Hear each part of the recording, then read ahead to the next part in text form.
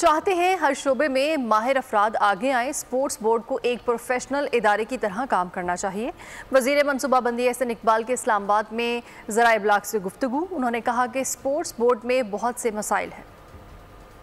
CIMS block करने से नहीं रोका, हुक्म इम्तिनान निजी कंपनी के खिलाफ कार्रवाई पर था। Chief justice Islamabad high court के रिमार्क्स। इस्लामाबाद हाई कोर्ट के चीफ जस्टिस आमिर फारूक ने टैक्स नॉन फाइलर्स की मोबाइल सिम्स ब्लॉक करने के केस की समाअत में कहा है कि अदालत ने सिम्स ब्लॉक करने से नहीं, सिर्फ निजी कंपनी के खिलाफ कार्रवाई से रोका था। हुकूमत की मुतफर्रिक दरख्वास्त पर नोटिस जारी, जवाब तलब कर लिया गया।